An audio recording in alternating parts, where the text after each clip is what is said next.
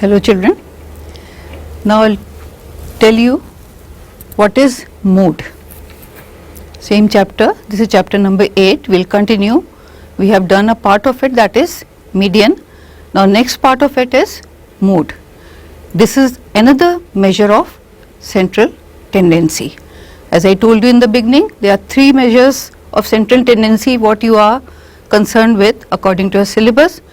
These are mean, that is arithmetic mean, median and mode. And I have told you how to calculate mean and how to calculate median. Now next we will come to mode. Now what is mode? Mode is the value of the series which occurs most frequently. That means in the series figure that appears most frequently, or it appears again and again or many times, or the figure which is repeated. So this figure which is occurring most frequently in the series, that is called mode, right? So it appears more again and again in the series, that is called mode. Most of the time any figure which you see in the series, that becomes the mode.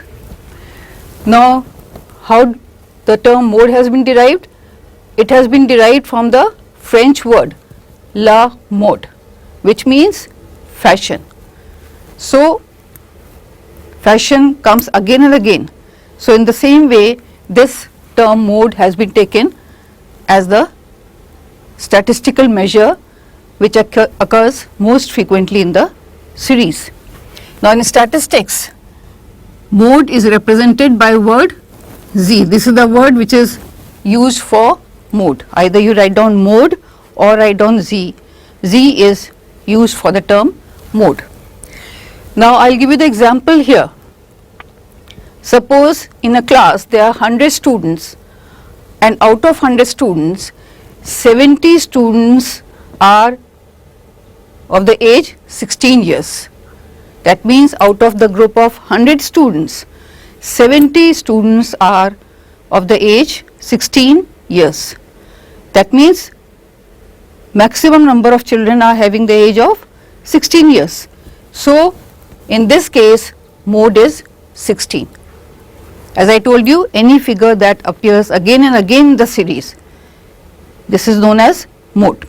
So if you calculate or if you note down the age of 100 students, and in this case 70 times you are writing 16 16, because 70 students are of the age of 16 years.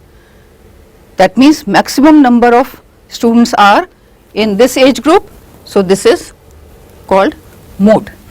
So mode is any item which appears most frequently in the series. This is the simple way of finding out mode. Another example, if 10 workers are receiving wages as, these are the wages of 10 workers. Now if you notice over here, then you see that 60, 60, 60 and 60.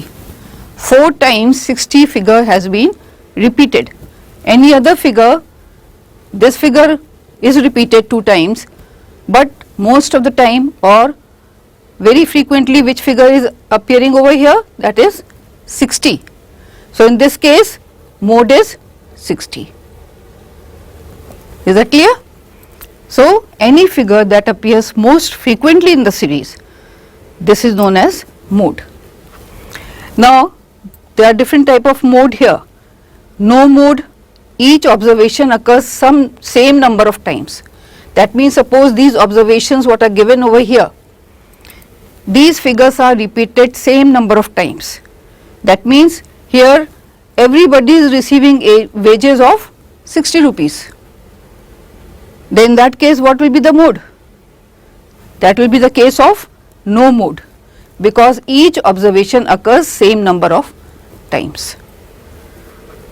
Or you can say here we have 64 times, and if we have 72 also 4 times, that means same number of times 2 observations are appearing in the series, then there will be, in that case that will be two values occur most frequently, that will become bimodal, right.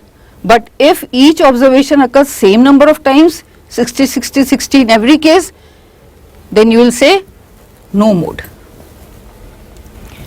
Then multimodal, two or more observations occur the same number of time. If there are two observations same number of time, that means bimodal, and two and more than two observations occur the same number of times, this is known as multimodal.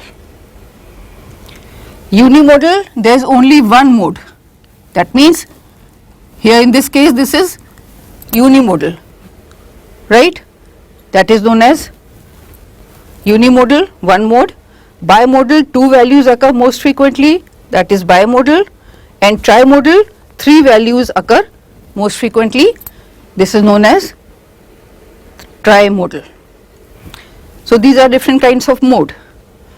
After learning all this, we come to the calculation of mode